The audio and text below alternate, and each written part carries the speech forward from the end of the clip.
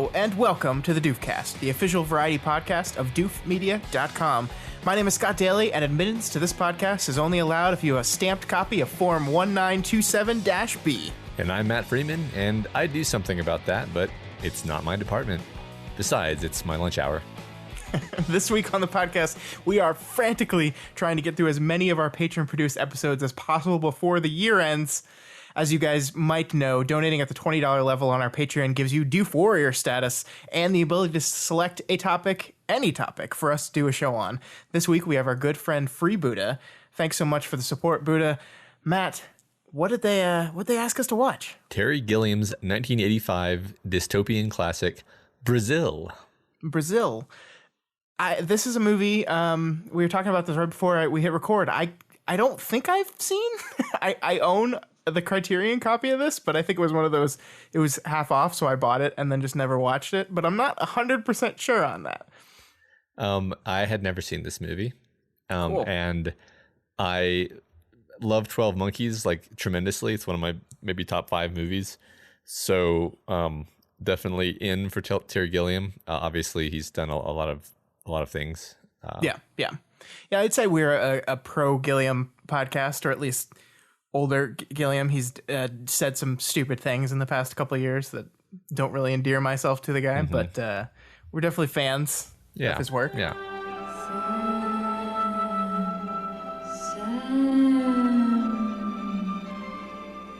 Do you wake from your finest fantasy only to return to your daily nightmare? Is your mother about to look younger than you do? Does the woman of your dreams, I love you. In my dreams, I love you. still have a few doubts? Then it's time to take a stand. To break out of your dull, humdrum life and into Brazil.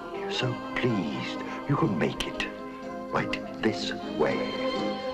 So this movie, Scott. Yeah, I think this was a new experience for both of us. Yeah. So we're going to talk all about Brazil. We're going to dive deep into that movie.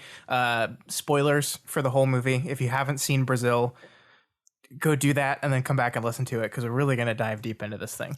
Because I think there's a lot to talk about, Matt. This is one of those movies that there's, in traditional Terry Gilliam form, there's a lot to say. There's a lot to say, and I'm not really sure where to start. I guess one thing that I'll say, is if you haven't seen it, this movie is one of those movies that's on all of the like 100 movies to see before you die, top movies ever lists. And it's interesting because I don't think I realized that. Like, I know I've heard of it. I've heard it remarked upon positively, but I didn't realize that it was like this well loved, and people were talking about it getting the best picture, and it was really, really highly touted, and still is very highly regarded. So it's weird. It's almost weird to me that I've heard it mentioned. I've heard people say that I should watch it, but I didn't realize how highly regarded it was until pretty much after I watched it, actually, because I only started reading about it after I watched it this week.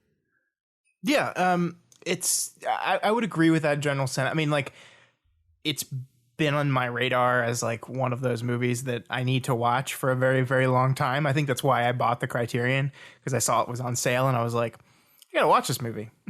Everyone keeps telling me I gotta watch this movie. I really need to watch it. Here's it on sale in a nice version and a nice case with a well formatted disc. I was like, all right, I'm gonna buy it. And then I just never got around to it until Free Buddha made us do it. But yeah. So let's jump right into it.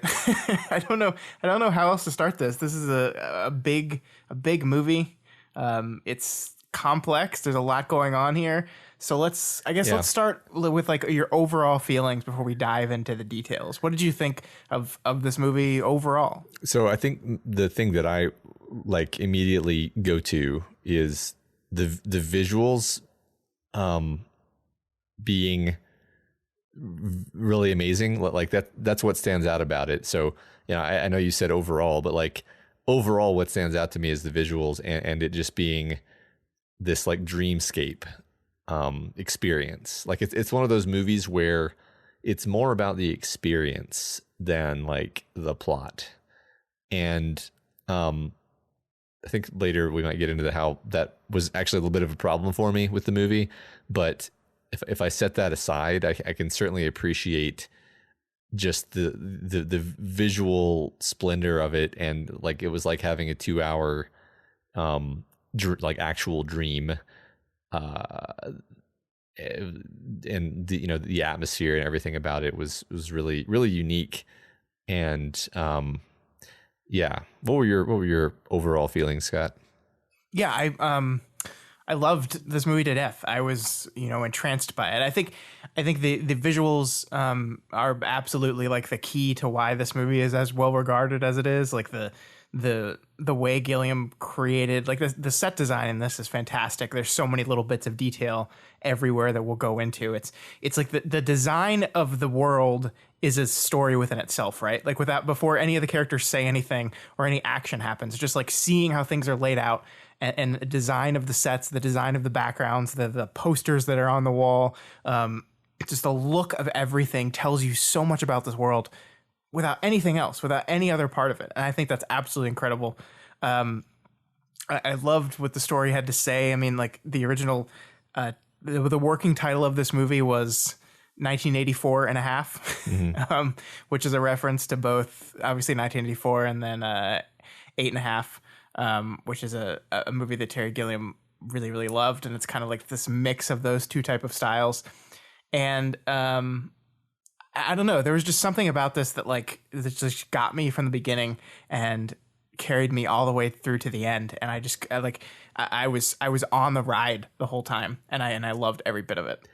Yeah, I guess I'll just get it out of my system up front so that I'm not like weirdly dancing around my negative comment, which is like this movie was really long, and yes, it's like it's about the atmosphere, it's about the dreamlike quality.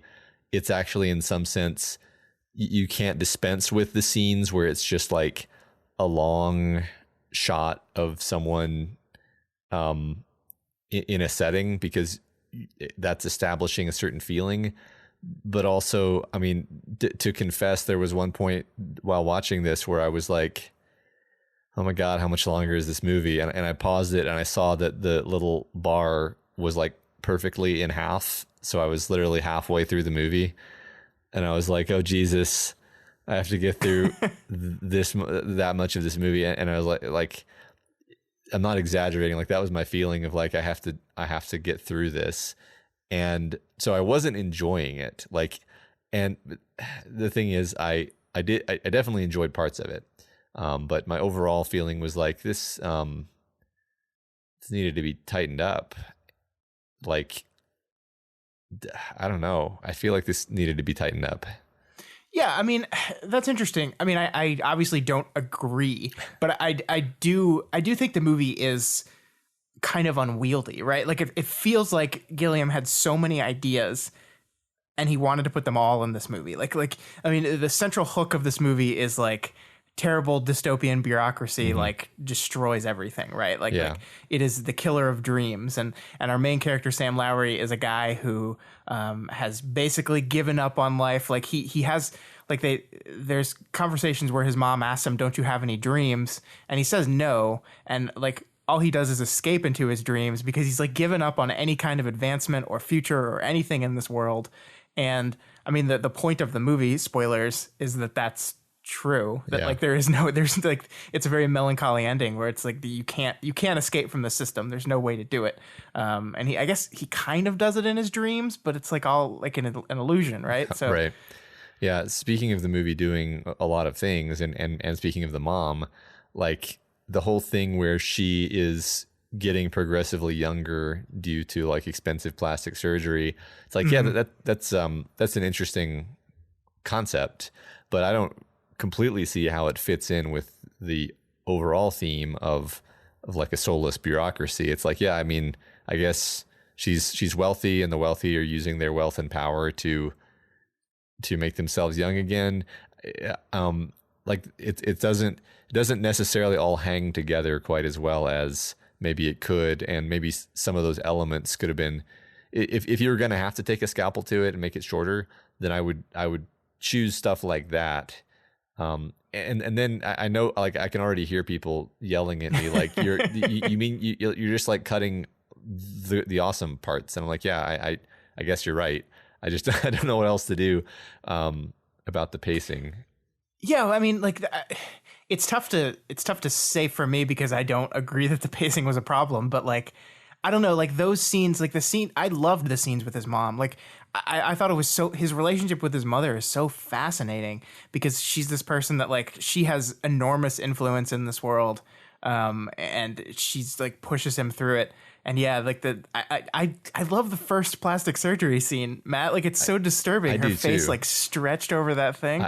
It's so fucked up. And he puts the saran wrap over her face. Like, yeah. Like it's the thing is I almost love, I'm almost going to like completely contradict what I just said. Cause like, I think I love the little vignettes more than I love the movie. Like, the Buttle or Tuttle or whoever it is living in his house, and it's this nice little house, and then like the police burst in through the ceiling, and like it's classic Terry Gilliam chaos, and it's perfectly conveyed, and it's like all these little parts of the movie that are almost these perfect little bits of visual storytelling in and of themselves are excellent. I feel like there's maybe twice as many of them as work. Maybe I just needed to watch this movie in like 2 sittings and just like take a break or something, and then it would have been fine. Like I think I'm gonna like choose to stop complaining about this now because obviously no one agrees with me in the entire world. Me too. but like I guess I just wanted to register the fact that like the movie clearly is not supposed to be like this propulsive, exciting thriller, right? Like it's slow pace on purpose. Yeah, I mean, and it's a series of vignettes. Like there is this central connecting story, which is Sam Lowry and his like quest to live out his dream. Like he's having this recurring dream, and he finally sees an opportunity to live it out when he sees a woman that literally looks exactly like the woman in his dreams, and he chases after that at the expense of everything else. But in between that, we have all these little vignettes. We have the Harry Tuttle character, who we see, he keeps dropping in at different points in the movie. Some of them real, some of them not. We have his interaction with his mother and his mother's friend, and how they're both continuing to go through his surgery, and his mother's getting increasingly younger. The friend is getting increasingly worse as her treatment isn't working, and it's like dies. Dies, and I love the Bob Hoskins character, the Central Services guy. We see him multiple times, like, and there's these little mini stories sprinkled and peppered throughout this long story of these interactions that like define the world to me, and I loved each and every one of those so much. Of course, yeah, and like Ian Holmes' character of for some reason that was what I was thinking about today. Like after watching this movie, what stuck with me was Ian Holmes' character, and his whole job is presumably like to be a bureaucrat, and he like has a panic attack every time anything happens. Right. And he's so bad at it all. Like he's so bad at all of it. Yeah, he's incredible, and it's just like it was really interesting to think about how like that's how people kind of are. Yeah. And how like that's the kind of person that you find in that kind of role in real life, which is just so baffling. Yeah. I mean, this whole movie is predicated on a series of mistakes, right? Like the inciting incident of this film is a bureaucrat is swiping a fly, and the fly lands in his typewriter, and there's a misprint of a character's name. So instead of going after Tuttle, played by Robert De Niro, they go after this innocent man Buttle, and they kill him because they don't care really. And so it's just like a series of spiraling mistakes in this like bureaucratic hellhole. Like I love the first scene after that is them breaking into Buttle's house, like that wonderful scene, like you said, where it's like they bust through in all these ridiculous ways, like so much, like it's so over the top. Like the drilling the hole through the ceiling is just so over the top when they could have just like knocked on the guy's door. And I love that it cuts to the maintenance guys like going to fill the hole. Yeah. Afterwards. And then they can't because it's the wrong size, and then they just walk away and don't ever fix it. Yeah, we don't make mistakes. Yeah. And then they immediately do. And it's like I don't know, I really like that that whole feeling of like this ridiculously powerful over the top bureaucracy that is also just incompetent. Yeah. And the thing that I love, I kind of went off to like a bit there, but we were talking about Ian Holmes' character. There's so much going on there because we have this guy who seems like bumbling and incompetent, right? Where he calls in Jonathan Pryce's Sam Lowry every time something goes wrong to fix it for him. But like you get this feeling that while he's dumb at problem solving, what he's really good at is manipulating the game. people. Yeah. Yeah. Because like there's that moment where he makes Lowry sign the check, right? Right. Like And he has that creepy look on his face. right. Like he says, yeah. "Oh, my hand is so tired." It's like, "Here, I'll sign it for you." And like in the moment you're like, "Well, why'd he do that?"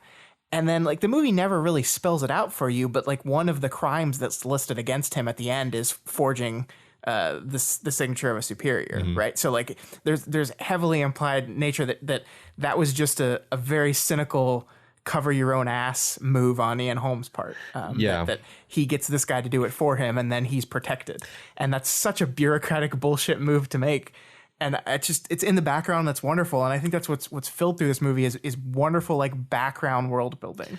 Yeah, right. I've read like one synopsis of this movie was basically like the protagonist dies because he's trying to fix a clerical error, which is funny, but like that's not necessarily how I perceive the movie. But when you sit back from it, you're like, yeah, basically everything started going to shit for him as soon as he kind of took it upon himself that he was going to fix this clerical error. Right. And like that was him like falling between the cracks of this perfect system.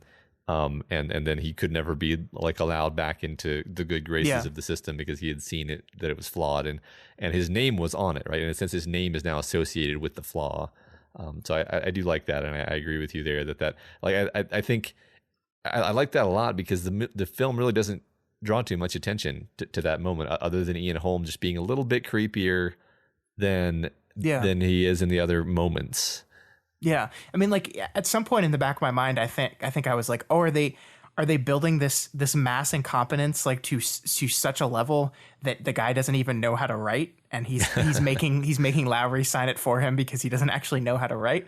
And so that was my in the moment kind of headcanon for it. But then when it comes back around, you kind of realize that no, it's just this really subtle manipulation. And I mean, the opening lines of the movie are just like, if everyone would just play the game, then you would be happy. It's these spoil sport terrorists that are not playing the game, and they're the ones ruining everything. So to me, that's just Ian Holmes' character just playing that game to the best of his ability. Yeah, I like that. I have a comment which is it's connected to what you said a moment ago. About like basically the film being thematically about this bureaucracy and how it crushes everything. And it also ties in, this comment also ties in, I think, to how there were maybe like twice as many themes as the movie could really like successfully convey, because I was reading through the trivia on this movie because this is a movie with a lot of problems, which I think we might get to kind of in its own section. But one of the bits of trivia was that the American right likes this movie and Terry Gilliam doesn't understand why. And my response was, well, this is a movie that's about a massive government bureaucracy ruining everything. Of course, the American right likes that. I think Terry Gilliam thinks this is a movie about fascism. But here's the thing, that doesn't come across like text. I mean, like it's in there, but I don't think it connects. Well, I think it's in, like, I think fascism is in there, but I think the American rights argument is that government, like extreme government oversight, leads to fascism, where they would argue, where like Gilliam would argue, it's like no, this is just what fascism does. Like liberal thinking would not lead to this, but yeah, a true like right wing Republican person would be like, this is what happens when you let government control every aspect of everything. Yeah. Like the whole concept of Harry Tuttle, like Harry Tuttle is a Republican, right? Like like that's exactly who he is. He's a guy who says like it's I don't want government mandated repairman. Right. Like I don't want the government to have control over how I repair. Like I forget what his exact quote is like. It's like, I just wanted to be able to run around and jump in, jump out, like do the work type of thing. And then the government comes in and tells me, no, you need to do these forms and you need regulations. I mean, that is right. conservatism. Yeah. Like, that's what it is. That's why Terry Gilliam's confusion confused me. And I was like, whatever you were trying to do there, I almost want to like dig into where that quote was sourced from and try to understand more, because it's like, and also, the story has been compared to 1984. Like he says he was inspired by 1984, even though he never actually read it, which is funny. And I mean, that's the thing is, it much more successfully conveys like the hopelessness of a bureaucracy to anyone who's ever had contact with a bureaucracy than it says anything specific about any particular political philosophy. Yeah. Well, I mean, and I think like any movie, you're going to take some stuff into it that determine your read of it. I mean, if you walk into this movie saying government is terrible and everything government touches turns to shit, this movie's going to completely agree with you. Yeah. I'm a no good, dirty liberal, and I walk into this movie and I see, I do see fascism. I do see this idea that, the all-seeing, all-knowing Big Brother type takes over and then introduces this kind of limitation on freedom.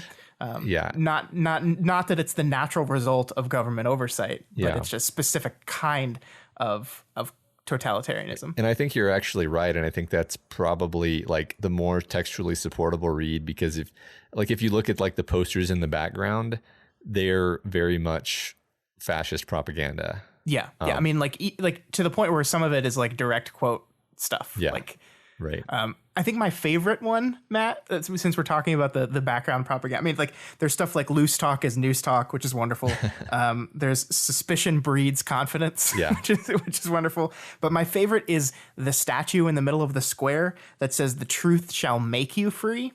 Because that's such a subtle like change of phrase that completely warps the meaning, right? Like the phrase is the truth shall set you free, right? But like just changing set to make it's such a more extreme controlling kind of control. Like I love it. I love that how just that little change changes that meaning and makes it so much more sinister. Yeah, I didn't even notice that, and I remember looking at that line and thinking like, that's a strange quote to have on a statue in a fascist government building. Yeah, that's because they changed it. Yeah, it went over my head completely. That's pretty cool. And it almost looks like, I'm not even sure. I'd have to double check this, but in my head, I see it. Like I see the statue and I think the make is in a slightly different font. Like it looks like it's been changed. Like it looks like someone just came through the statue and like stamped a make over the set real quick to force change a meaning. And that's the kind of detail that I just can't get enough of. And I think that's watching this movie with a close eye was a joy to me, because I'm like looking for these little bits of detail, and I have a bunch of other stuff in that I want to talk about, but I'm not just gonna. We'll get to it when we get there. But well, it's funny. I mean, I almost do want to like just jump around the movie and talk about stuff that was great. I say that's fine. What is structure? Structure doesn't matter. This movie's not too concerned with structure, so because I don't have a lot to say that would make sense, that would make more sequence in sequence than out of sequence. But like, I don't know, like I absolutely adored the bit where, and I can't keep Buttle and Tuttle straight, but where Robert De Niro's character, they're basically he's already, Tuttle. He's the real one. So Tuttle, they're basically already in the main character's hallucination at the end. And he's basically like, pieces of paperwork start to stick to him and then cover him and then like consume him, and he's gone. Oh, it's wonderful, right? Like it's such, I love it.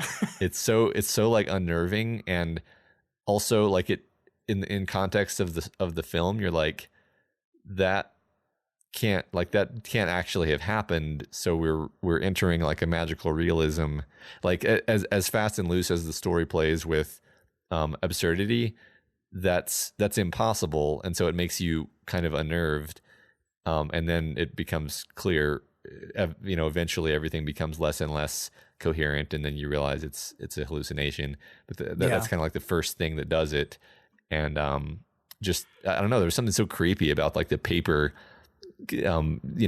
sticking to him, and he's trying to fight his way out. And well, and I think it's because, I think Gilliam's actually a very good director, and I think the way he shoots that scene like ramps up the horror of it, because it's not just like I think if you describe that scene to someone, like pieces of paper sticking to you until you're like nothing but a giant walking piece of paperwork that as someone's trying to frantically pull the pieces off of you, you just disappear. Like that doesn't come off like quite as creepy, but like the way he films it, like the movie takes its time. Like it's like it starts slowly with like a one piece of paper just ripping to him, and there's that very relatable feeling of like when you're walking in the wind and something's sticking to you and you just can't get it off you because like the wind is pushing it against you, and it's just like tough to rip this thing off you.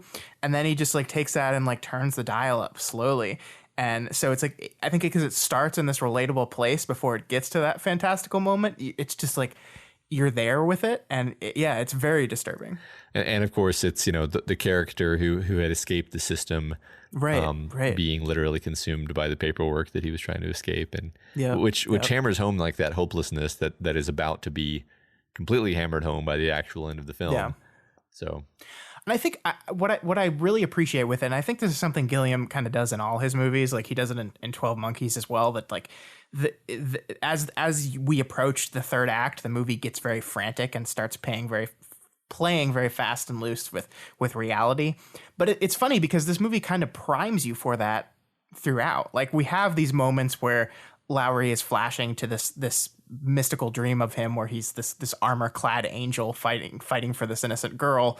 And so we're like, we've got this idea of, what is reality and what is a dream. And like they both exist, but we have this very distinctive line between them because of the costume work. But like we see as the movie picks up energy as it goes through, like that line is being like invaded a little bit, but not like, it's not like the armor clad version of himself is like coming into the real world, or the businessman bureaucrat version of himself is going into that fantasy world. It's just like the things that he's doing, he's acting more like the aggressive armor clad version of himself, right? Like he's acting less like the guy who sat casually picking at his food as people were cleaning up a bomb stuff next to him. Like he's acting less like that guy. Right. Yeah. He's being more his true self. You get the sense that the flying, I mean, I don't think it's coincidental that it's like Icarus basically. Yeah. Right. The Icarus self is how he would like to be, but he can't ever admit that to anyone. And that's his secret. And then he begins to come out of his shell essentially over the course of the movie. Yeah. And I mean, he's this guy who treasures the idea of flying under the radar, which is ironic that he like in his real world, he flies under the radar. In his dream world, he flies above the clouds. Yeah. But in order to reach for that dream, he puts himself in everyone's sights because everyone starts noticing him for the first time. Mm-hmm. People that had never noticed him before suddenly notice him, and that leads to his eventual destruction. So in the spirit of jumping around randomly, I want to talk about the dinner scene near the very beginning of the movie. Okay. Because I love just about everything about this scene. First of all, we're meeting all these people. Like we have his mother and his mother's friend that we're meeting for the first time, and they're all like done up in their plastic surgery. They're ordering off the menu, and like we don't know what anything is. They're just ordering by number. And like that, I mean, that's not totally abnormal because some menus just put numbers on their stuff and you just order by number. But then to accentuate that, we have Sam Lowry just give me a steak. And the waiter like refuses. Yeah. He like is like, no, you have to order a number. And that's kind of, yeah. Say, and it's like getting your head around this idea that like bureaucracy and order and the way it's supposed to be is so like ingrained in this society that you can't even say the thing you're ordering by its name, even though the guy knows the names of the food, because as he delivers them, he says the number and then says what it is. And so like, I think that's really great world building there without like having to, necessarily draw a huge amount of attention to it. And then you add on top of that the fact that when the food comes out, it's like muck with a nice, pretty picture of what your food is supposed to be. Yeah, right. That's the most enjoyable aspect of the film is the humor. Like everything is this absurd humor. Simultaneously, a kind of like metaphor and world building that's giving you a very clear impression of how horrible this world is, but it's done with humor, and that's in some ways makes certain things hit harder. I read some critic kind of making the point that if you kind of sneak the heavy emotional things kind of sneak up on you when you're watching a movie that's this funny, where everything is couched in humor. Like one thing that pops into my mind is like, we've seen him have this absurd, like a series of absurd interactions when he gets his promotion and he goes up into information retrieval, and like he's going to see, well, he doesn't know it's going to be his friend yet actually, but he's going to see someone and there's just like a drop of blood on the tile, and he like wipes it away with his shoe, and it's just like really disturbing in that moment. And unnerving, and it's just like a drop of blood, right? Yeah. And it's because it's like, why is there a drop of blood in this funny farcical movie? And it is foreshadowing something really horrible, actually. So I love that. I like that a lot too, and I think the movie does that a few times, because I think back to that dinner scene we were talking about, and that dinner scene is punctuated by an explosion, a terrorist attack, which I'm going to put in quotes because. The thing about this movie, Matt, is we never see any of the terrorists. Yeah. And the people that are specifically called the terrorists, Tuttle and his love interest, what's her name? I just forgot her name. Well, Jill, yeah. They're like suspected terrorists, and then neither of them is one, right? Yeah. Like the movie very clearly draws that out. Like the only time we see Tuttle as any kind of actual like subversive anti-government agent is in the dream, right? So like in reality he's literally just guy who likes helping people fix their air conditioning units but doesn't want to go through bureaucracy. So like there's heavy hints here that it's maybe just the government that's blowing itself up as a form of like fear and control. Yeah. Anyway, so we have that scene, and that there's an explosion in this restaurant, but it's played, just as comedy, right? Like it's funny because our main characters are sitting around having a casual conversation while people are screaming and suffering in the background. So it's like it's absurd to the level of farce, and then like it's punctuated by like the waiter rushing over with like a screen wall to block them off from the explosion so they don't have to see it. But then later in the movie, we have another explosion in a public place in the office building, or not the office building, the clothing store that he's in with Jill. And that is played entirely differently, right? Like that is not played as humor. That is, it's the same thing is happening basically, but we're so much more in tune with the suffering of characters that like it comes off as much darker and much more terrible. And like there was no blood in the explosion in the restaurant. There's tons of blood in the clothing store explosion. Yeah. And I love how that, like, you're absolutely right that it lulls you, like the movie lulls you into this false sense of, oh, this is just this silly, light, like satirical look at bureaucracy. And then it's like, well, yeah, it's definitely that, but also take this bucket of feelings. Right. Yeah, no, you could go really deep into like the film techniques used to differentiate those two scenes. Cause like in the restaurant, like the lighting doesn't change. No, the sound doesn't really change. It's just still like a bustle of conversation. The camera couldn't care less about the explosion. The camera is still fixed on them eating at the table, basically. Yeah. It's like this wide shot of them eating at the table, and the explosion is always relegated to the background. Yeah. And like their conversation doesn't stop at all, and just all these things like that. Whereas in the later one, it's kind of how you would do it in a normal movie. Like there's dust and debris, which changes the lighting. I think the music probably changes, although I don't actually remember that. And of course, he's like fumbling around trying to help people, and people are screaming and like actual suffering. Like you said, it's just it's lots of subtle things going on. And the camera goes handheld in that moment too, which it does a few times in this movie. But it goes handheld in that moment, so it's much more real. Like it's like you're bouncing around. It's not casually observing the scene. It's part of it. Yeah. It's great. It's great filmmaking. There's before we move on, there's one more little tiny thing that I saw in the dinner scene that I absolutely loved. So it's right after their food arrives, and Sam's mom picks up a fork, spoons a bit of Sam's food onto it, and then goes to feed him. Like she goes to feed her son, and he like shoos it away, and it's like in the tiny background of the scene, like it's not even the focal point of the scene. And I was just like floored by this, because it's like this little tiny, like maybe even not observed character building moment of like reinforcing how much she babies this guy, how much she control she wields over his life, that like she doesn't even think anything of like, oh, his food's here, let me just scoop this up and feed you like a baby. I loved it so much. Yeah. I mean, that reminds me of how like so much of the dialogue is like, I mean, it reminds me of Monty Python in kind of the way like every single thing that's said in a back and forth is hilarious by itself, but the dialogue doesn't stop for you to like laugh at it. It's just the farce and humor just goes on rolling, and you're just like smiling. But it's, I don't know. I mean, I think of it as being British humor. That's probably because I've like so much of the British comedy that I've watched is actually Terry Gilliam adjacent. Yeah, that's fair. Yeah. But it's a particular style of comedy that I find pretty delightful.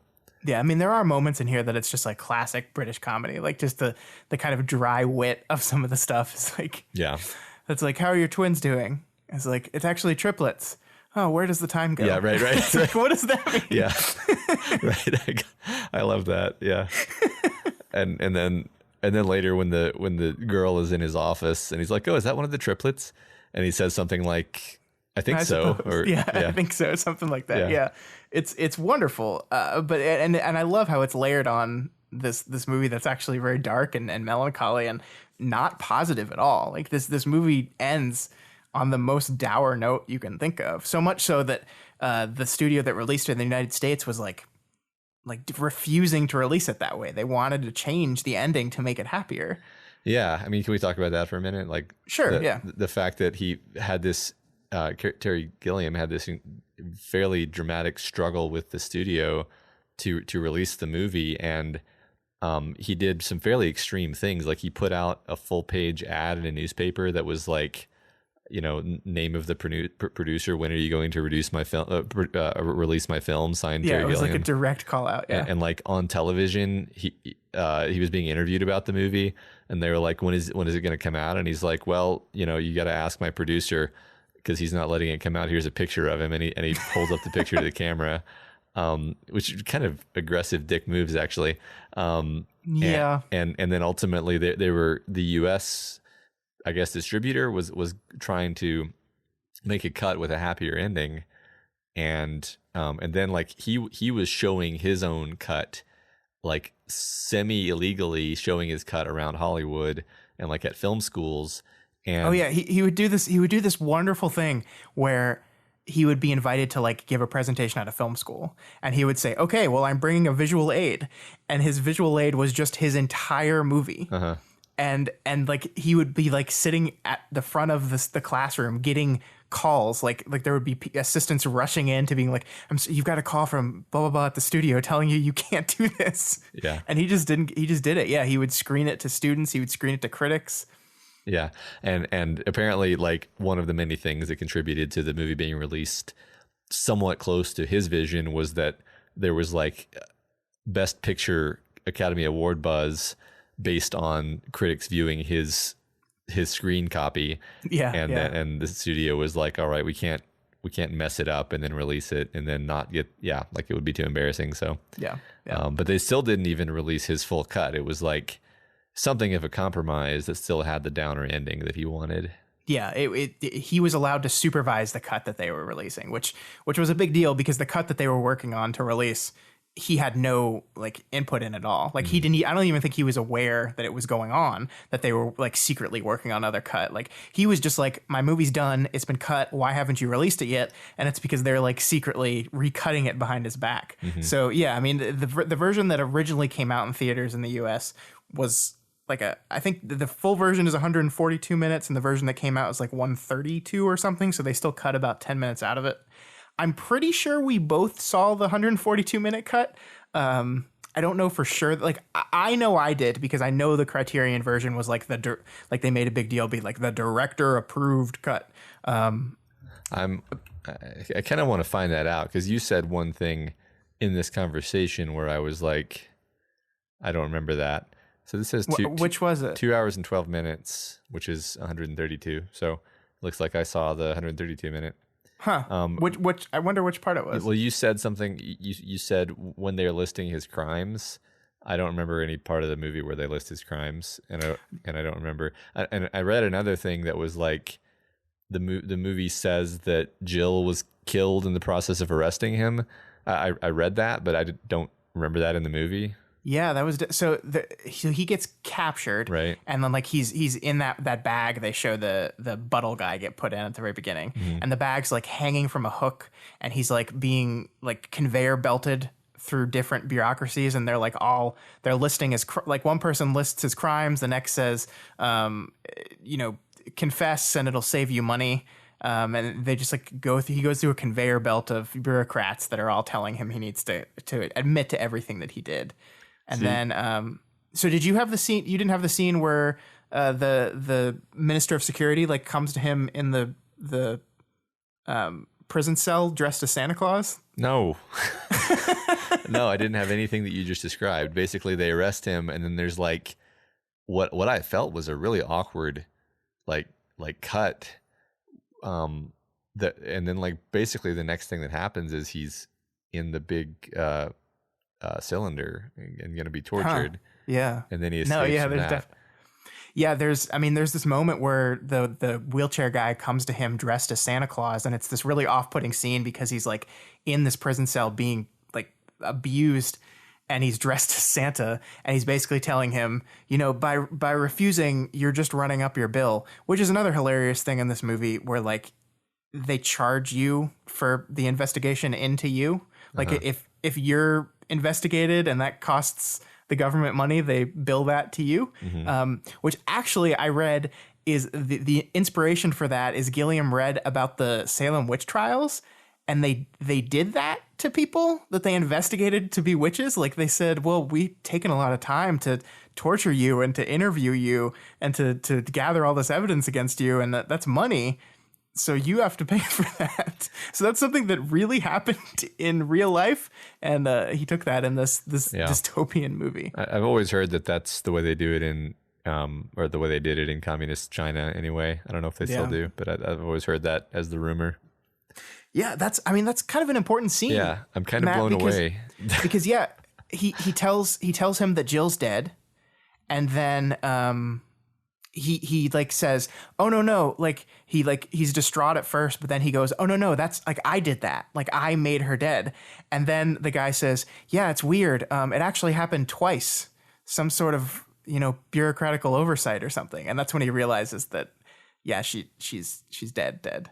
Okay, which like that was really bizarre for me to read, and bizarre for you to even tell me, because like I don't know, just it was so jarring the way it was cut, where like they're in bed together and he's pulled away, and then like that's the last you see or hear from her outside of the dream sequence. And so you don't know. Yeah, you don't see her anymore in this cut either. But so was there not a gunshot at the end of that scene? No. I wonder if they cut that too. Yeah, no. Like as it goes black, you hear a gunfire.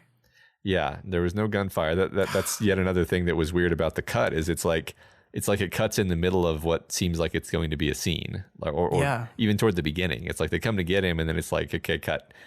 I don't know. It's yeah. I mean, I still think that cut is awkward. I think it's like intentionally awkward. But yeah, there's definitely like a moment where as it fades to black, you hear gunshots. Okay.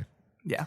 Well, geez, now we figured it out, man. Yeah. We figured out what the difference between the cuts are. And that's a bummer. Well, it's a bummer, and like it also doesn't really surprise me, because kind of the studio wanted it to be less of a downer ending.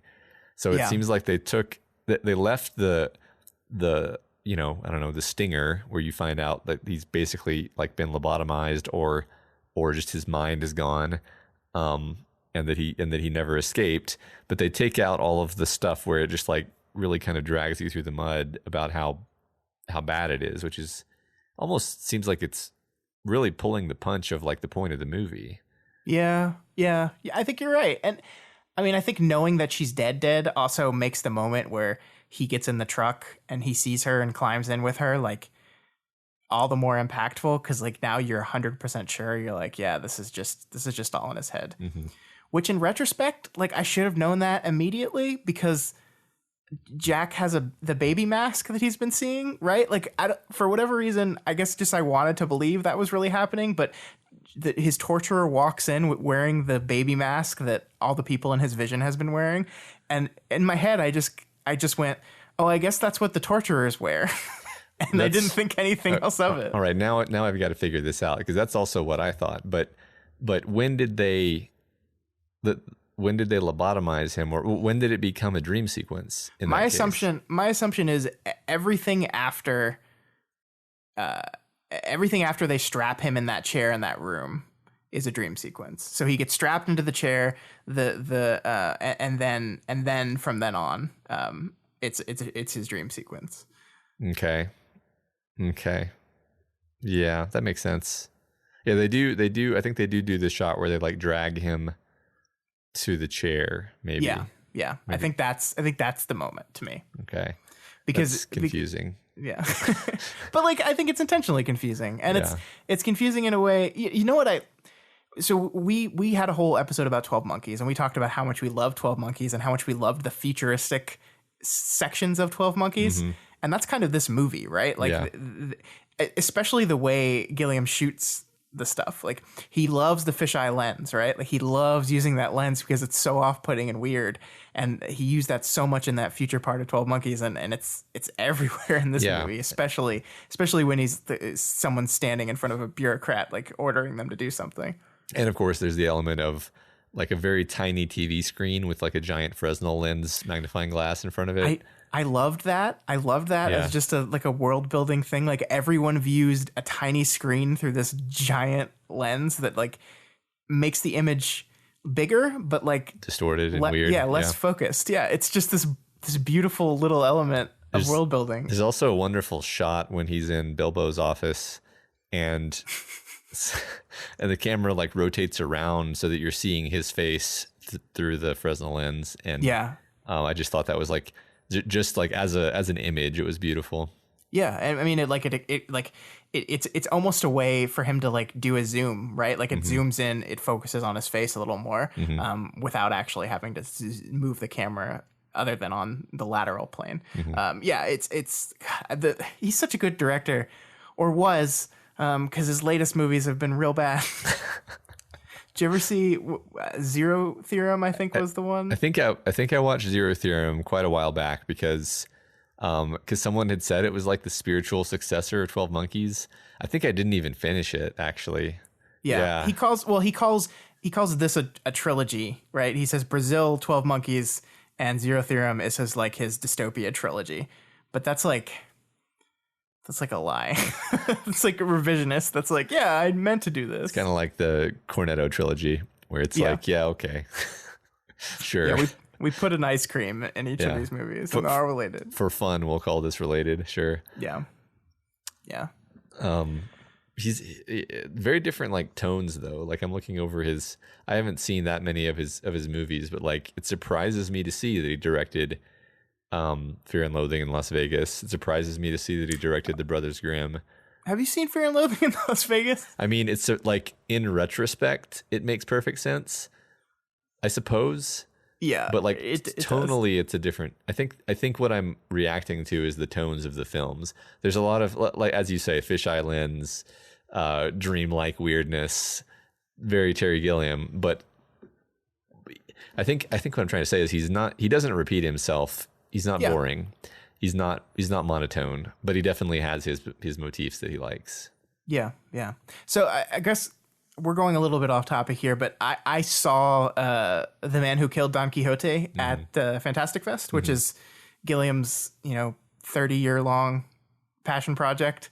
And the only reason I'm bringing this up is I know this movie like had such a difficult time getting to the theater, and that's like like a thing, and that's like kind of what Don Quixote is about. Like I think it's very much like a Gilliam retrospective where he's like looking back on his career and what he's done and what he's accomplished and the difficulties he's had, and it's like him kind of complaining about it all. It's not like a great movie. It's too like it's a movie you can tell he has been writing for 30 years, and that like it's just like it's changed so many times. It's like lost any element of what it originally was supposed to be. But it, like in thinking about this movie and how much he had to do to get it to the screen, like it fills in more of understanding of the level of anger that is kind of permeated through Don Quixote. And it's like a wistful anger, right? It's like he's looking back on his career and his life and the things he was passionate about and wanted to do, and he's kind of trying to chase it a little bit. But it was never easy for him. Mm-hmm. Like it's like so many filmmakers out there, like that we know of, that we talk about, like successful filmmakers, like to get to make their movie, and then the movie comes out and it's like, look, you made this thing and it was great. And it's like he was always having to struggle with the suits to get the movie he wanted out. Mm-hmm. Yeah, that's I know what you mean. It's I haven't seen it, so I can't really react much to it, but like I think that's I think that the danger of Terry Gilliam, like when he's great, but he trends toward being self-indulgent, and especially now that he's older, I think his films have gotten more self-indulgent. And I guess by that I mean, like, maybe a better phrasing would be less disciplined or something like that, something along those lines. I'm not sure if I'm conveying what I'm trying to convey here. Like 12 Monkeys, like superb movie because it's tight and efficient. No element is wasted. Everything is pointing in the same thematic direction. Acting is perfect. Every shot is perfect. Like, he can do that. That's amazing. That makes him an incredible director. But I think sometimes he lets things sprawl and doesn't try to keep them tight, focused, and perfect like that. Or maybe he can't. Maybe it's outside of his control. I don't know. But I don't know. Well, I mean, here's 12 Monkeys is a movie that was not written by him, right? That's true. So, yeah. So I think the sprawling nature of it can maybe be attributed to the screenplay. Mm-hmm.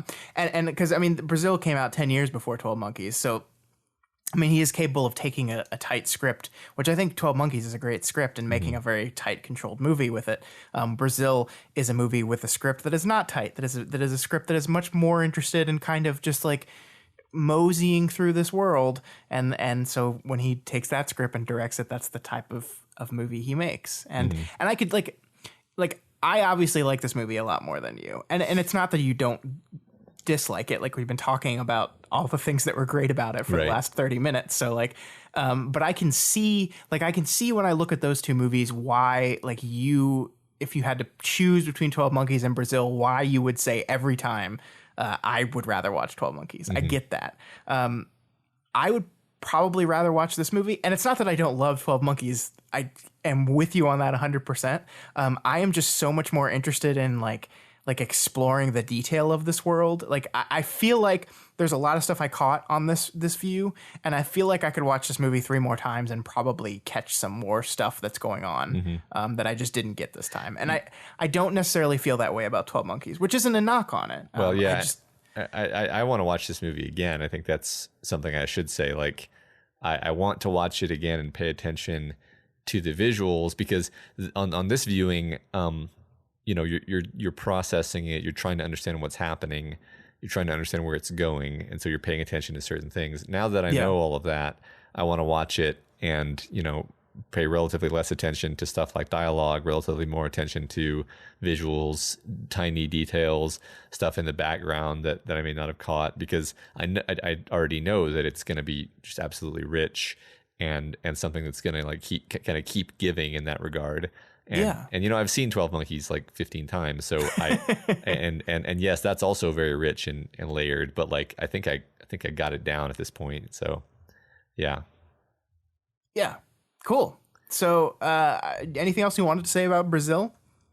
I don't think I nothing specific. It's a recommend from me. I guess you know, I don't mean to come off as like that negative about it. It was more like I knew that I was going to have to say it at some point, right? Like so for me it's a struggle because there's a lot of movies where I feel this way, where like the movie is not supposed to be like fast paced.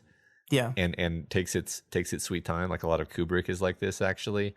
And like if you're conditioned on modern movies, then a big part of you is just like, God, this is slow. And and then like a greater, more mature part of me is like, pipe down, trying to enjoy this for what it is. Yeah. And well, yeah. I don't want to put words in your mouth, but would you say this is a movie that was probably more fun to talk about and analyze than it was to actually watch? Yeah, probably. And it might even be more fun to watch a second time than it was to watch the first time. Mm-hmm. Yeah, in fact, I think that's somewhat likely, because the first time you're confused and a little bit frustrated because you don't know. Sometimes you don't even understand what's going on, and sometimes you don't understand where it's going. Yeah. But on a second watch, that element is removed, and you can just pay attention to kind of the majesty of what is before your eyes. Yeah. So I have a general question for you. Mm-hmm. As we wrap this thing up, because this is something I was wondering. So Jill Layton is the woman that he sees in his dream, right? Mm-hmm. Does she really look like that though? Like, so my question is, he sees this woman that looks exactly like the woman is in his dream. Does she really? Or is that him just like putting her into that role? Because the scene where they finally get together, she's wearing a wig, right? And the scene is shot and looks exactly like his dream world. She's wearing the long blonde wig.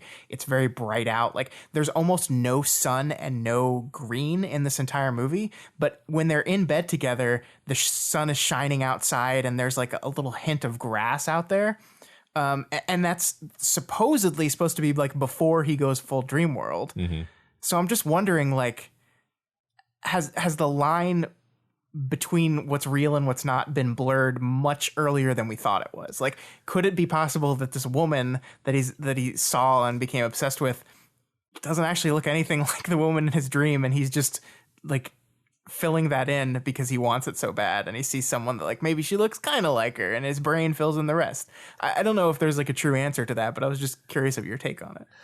I hear exactly what you're saying, and I think I had a lot of the same reactions to various parts of the movie where you're not, and even before that part, even where like you're not sure if this is just weird, like Terry Gilliam weirdness of like this is just how we're choosing to portray this, or like is this saying something about the protagonist's sense of reality being distorted? Because when you introduce an element of flipping back and forth between dreams and things in dreams popping up in reality, you do have to question the protagonist's like grasp of reality, right? And I think that the movie takes effort to establish that things are bleeding over in some sense. Like he looks in the mirror and sees the dream terrible people, like the monster, the dream, like people begging for help or blaming him for something that aren't really there. So like we're getting hints that things are bleeding over. And I mean, like, the whole relationship between him and Jill is a little weird. Yeah. Because she starts off like being generally annoyed by him, and she's not interested in him at all. And then suddenly it seems very abruptly that she's just like, okay, I like you now. Like, to the point where like it feels like wish fulfillment on his part. Yeah, no, that's another thing where I was like, I don't know if this is a complaint or if the movie did this on purpose, and in which case I like it. because he's such a like flailing idiot. right. Who like, he kind of does nothing right. Like, he does nothing. I only saw this movie once, so my memory of it is not that good.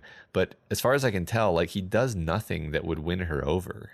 Yeah, I don't think so. So, and he's just sort of like a bumbling idiot. So it's like, and she obviously sees him that way for the beginning, and then she like almost kills him accidentally and kind of feels bad for him. Yeah. But like that's at no point do you buy that her feelings for him have changed. Well, it's still bumbling too, because like, remember he's on the roof and he's being super creepy. Like writing "I love you" on the windshield of a truck to a woman you just met is not like an endearing thing. Right. And the scene, like she finally slams on the brake and he falls and then like slowly peeks his head over. And then the movie cuts this wonderful scene, like it's this wonderful composited scene where like instead of like that being this really cool endearing moment, he's like hanging on the truck really, really awkwardly. Yeah. Like it's not something that someone would look and go, oh, look at him. It's pure comedy. Right. Yeah, his butt is sticking out hilariously. Yeah. So like I'm so unsure about this actually, because like another bit of trivia is that like Terry Gilliam was not happy with the actress who plays Jill. He wasn't happy with the performance. Yeah. And I kind of agree. Like she's very flat.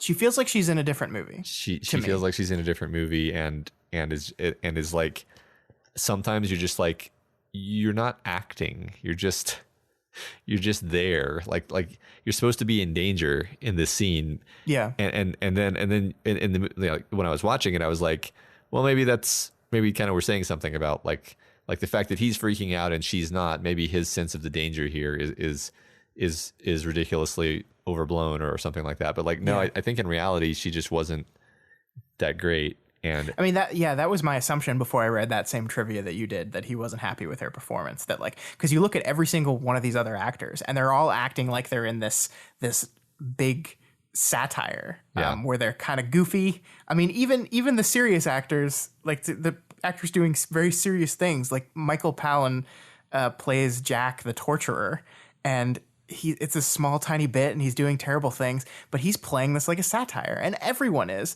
but she's not. And yeah, I mean, like the charitable view of that is, well, they're drawing this character as something very specific, maybe to be like his ideal version of a woman, maybe otherworldly in the sense that she doesn't behave the way people in this world do. Right. But yeah, when you hear Gilliam say something like, I was not happy with her, it just makes you think, no, it wasn't the performance that it should have been, which is a bummer. It's a bummer. I mean, like everyone in this movie either has an Oscar or a nomination. Yeah. And she had been in one film previously and it was Chud, apparently. Okay. So yeah, like basically he said he selected her because her face wouldn't have any prior connotations in the viewer's mind. Which I guess, I mean, that's a good strategy, but then this happened. Then this happened, and he was like, that was a mistake. Yeah. So, I guess before we close, we've talked about how good the comedy in this, but we really haven't talked about like why it's so good. And I think like we haven't given Jonathan Pryce the credit he deserves, because I think he does a fantastic job in this movie. Like I think he's shouldered with a wide variety of emotions, and he has to be willing to make himself look ridiculous while also in some points being sympathetic, and I think he pulls it off. I love Jonathan Pryce as an actor, and I think this is one of the better things I've seen him in. It's really, really good. I agree. Yeah, no, I couldn't say enough good things about that. And like the fact that the movie's so long just makes it even more impressive, because he's just going and going and going. Like so much of this movie, he's at this like agitated, sweaty, uncomfortable like state, and it's actually kind of exhausting. Like that's one thing I was gonna say. I didn't want to associate it with saying like I thought the movie was too long, because this is a separate thing. Is that I found the movie like exhausting, and like it was like you described a movie recently and said it was attacking you. I kind of felt like this movie was like attacking me sonically and visually, and just like with the level of like energy that it never like lets you relax. Yeah, that's true. And that's like at a certain point you're like exhausted, and I think that the movie was designed that way. That has to be intentional. Yeah, I mean, I think like the sets are designed to attack you, right? Yeah. Like everything is like so rigid, and columns and form, and like it's big when it doesn't need to be big. It's like columny and tight when it doesn't need to be. We didn't talk about the scene in his office when he first joins the information bureau, where he's like this wonderful, hilarious scene where he's put in this tiny office and he's sharing a desk with someone on the other side of the wall and they're pulling the desk back and forth. That's so great. Like that's so inventive and smart and funny. Yeah. I was so thrilled with like that entire sequence. It might be, I don't know, do I want to be this declarative? It might be the best part of the movie. I definitely enjoyed just even like the slapstick of the books that keep falling over, and the disappointment of the whole scene. And I love that his office mate, or the guy on the other side, is like just everything about that, where he's like paranoid and is like, I'm a bit of a whiz on the computer and like can't even turn it on. Right. And just everything about him. It's broken. Well, it's not on. Yeah. Well, and again, the detail of that scene is what works for me, because it's very clear that the desk, like you first walk into it and it's like the camera gets into the room with you, right? So at the actor, so you immediately feel claustrophobic because like the camera's in their room, like they're not, it's in the walls with you. It's not like cheating. And then you notice the sign in the back that is cut in half too, because they did it that way for some reason. Like they knew they had to put the propaganda sign on the wall, but then they chopped the office in half and they just like left the two halves on each side for some reason. It's like little details like that, I think, are what sell the movie. But yeah, I mean, I went on a tangent there, but yeah, I mean, like I agree with you that the movie is oppressive. It is. Like the sights and the sounds, and it's being thrown at you. It's big. I love how big, unnecessarily big, the torture chamber is. Yeah, like it's absurd. Like it's to the point where you almost don't believe it's real, because it's like he goes in this little tiny door to this little tiny secretary's office, and then it goes into a hallway, and then it opens the door to this giant room with this obsessively long like walkway to the center of the thing that the camera like traverses the first time you see it in a wonderful way. Is that supposed to be the interior of the big silos that are on top of the buildings? I think so. I think that's what it's supposed to be. That was my first thought. What do you think the movie is trying to say with the fact that Lowry is like hyper competent, actually? Like he's the only person who knows how to do anything in the whole world. And like he's the only one who can use the computers. He understands all, like he always knows all of the paperwork loopholes and what's required. Yeah. I just thought that was, to me what that is saying is that this kind of bureaucratic society squashes actual like intelligence and squashes like actual it very clearly squashes drive, right? Because nobody like he's completely uninterested in advancing. So like in the people that should be in charge, the system like destroys that feeling in them. Like the people most qualified to take the civilization a place it needs to go are the ones that are destroyed by the system. Yeah. To me. Yeah, that makes a lot of sense. That sounds perfect to me. Yeah. All right, I think that's it. Yeah, we said we were wrapping it up, and then we thought of something else, and then went on another 10-minute tangent. That's what always to talk happens. about that. Yeah, that is exactly what I love. This conversations like this, because we're like in the back of your mind, you're always kind of worried, like, oh God, I want to make sure I get in a full hour on this, and then it becomes the easiest thing in the world because you just have so many things to say. Yeah, well, and the thing is, like, I know there's more to talk about. Oh yeah, we could keep going for hours. And like if I'd watched it more than once, I'd probably have more takes on it, right? But like right now, I just watched it last night for the first time, and I can only really process so much, especially when it's a 2-hour and 20-minute movie. Yeah. So should have been longer. Should have been 10 minutes longer, man. Yeah, which apparently I would have probably actually liked more if it were longer, which is crazy. Yeah. I mean, I've gotten through all my notes. I wonder one day, we've always said that thing at the end of particularly good conversations where we're like, we could probably go on for another hour. In the back of my head, I'm like, Should we ever have an episode where we like revisit a movie we said that about? That might be a fun thing to do. Maybe not as like a full show long segment, but like a mini segment where like revisiting blank movie that we decided to watch again. I don't know. Just to see how it goes. Yeah. Sure. I'm gonna write that down, and we'll circle back around to that in the future. Pick something that we like. Yeah, it makes sense. I mean, we're kind of doing it with Speed Racer in a few weeks. But yeah, that occurred to me. Yeah. All right. That's it for Brazil. Thank you so much for making us watch that, Free Buddha. I'm very glad that you finally, someone finally forced me to sit down and watch this movie that I've had on my shelf for probably 6 months and just haven't actually taken the time to watch it. So thanks for your support and for making that happen. We really appreciate it. Yeah, definitely. Me too. I needed someone to make me do that, and I'm really glad that I did. Yeah, so that is Brazil. Matt, did you have something else you wanted to talk about real quick before we wrap this thing up for the week? Sure, yeah. I recently read the first novel of the Expanse series of books at the recommendation of my brother, actually, and I enjoyed it quite a bit. And basically, I was like, I now want to watch the TV show, so it's kind of sold me. And just like as someone who likes space and sci-fi, and I don't know if it's technically space opera. I don't know what the definition of space opera is actually, but anyway, space drama, and it has like really well thought out science and engineering to it. Like basically, there's like one. Okay.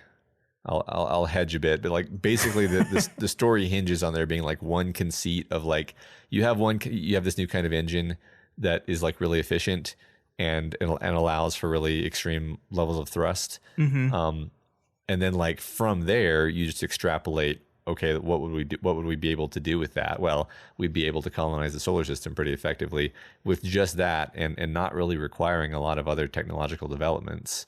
So like that's a fun kind of sci-fi where it's not like, yes, we have faster than light travel and phasers and we can teleport. It's like, no, basically we have like what we could probably build today, except we also have a powerful, efficient, high thrust engine. So we can go, we can travel to, like Jupiter in like a matter of months instead of, many years or whatever. So yeah, it's cool. And it's focused on the science there. Like the character stuff is great.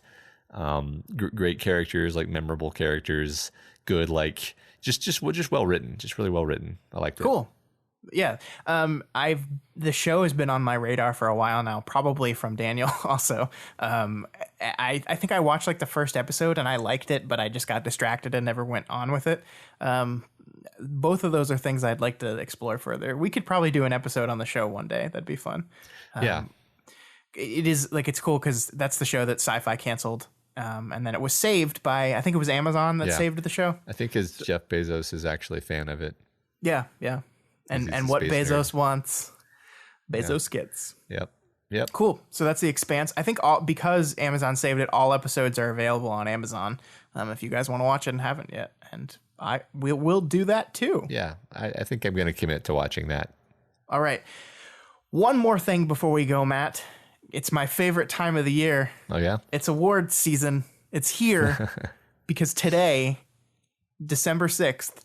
The first of the big award show nominations went out. The Golden Globe nominations were released today.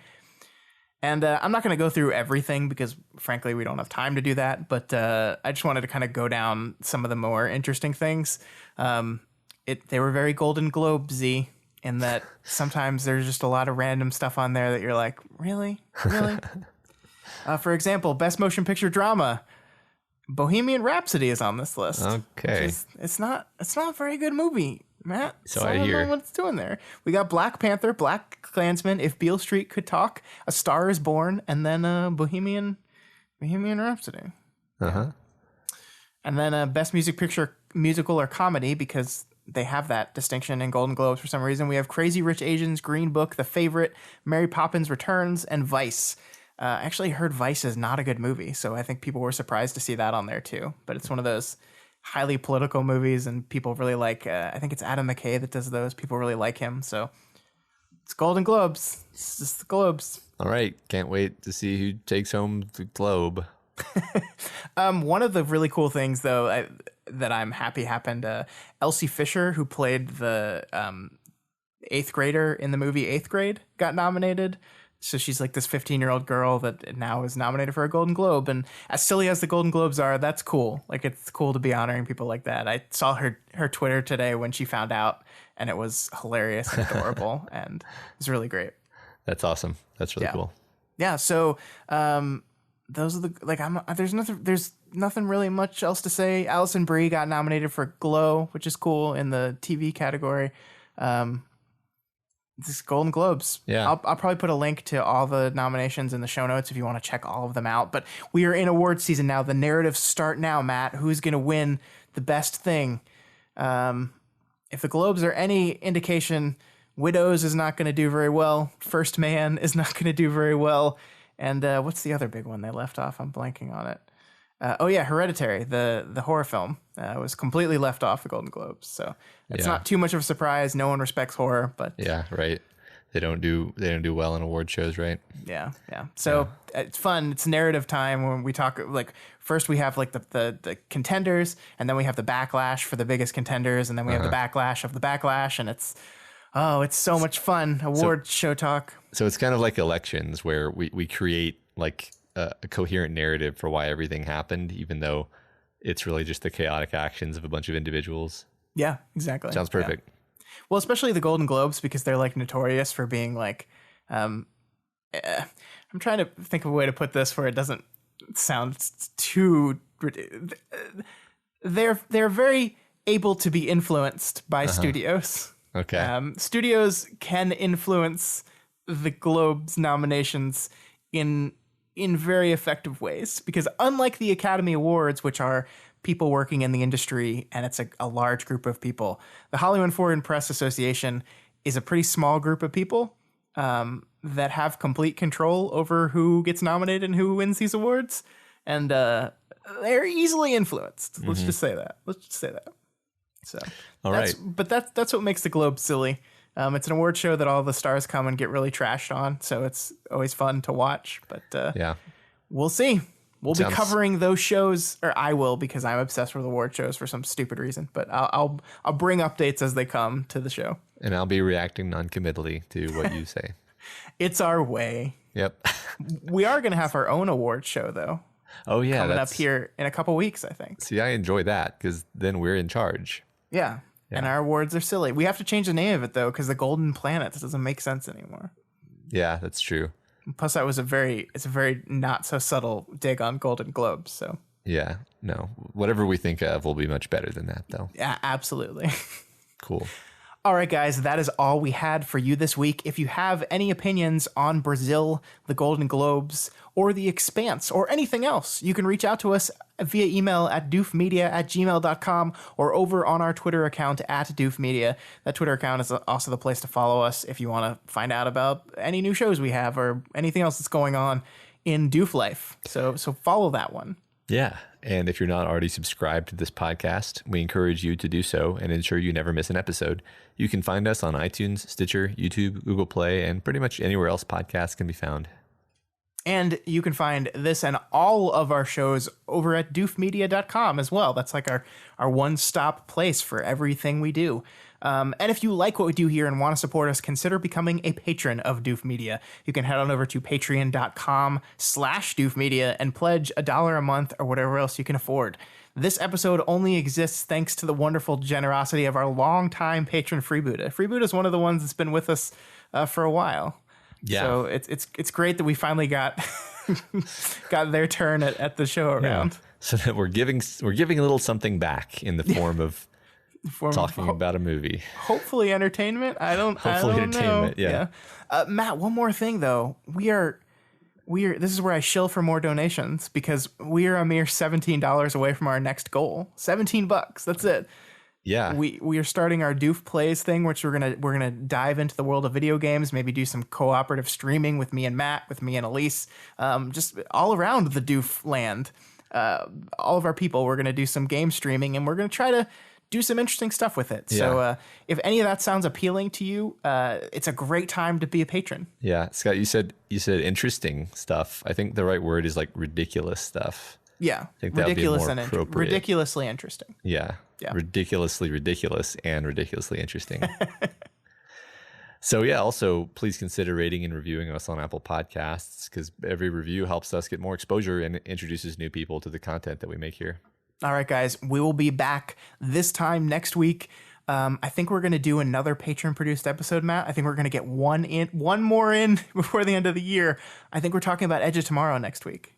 Oh, perfect. It's going to be so much fun. Yep. We'll see you guys then.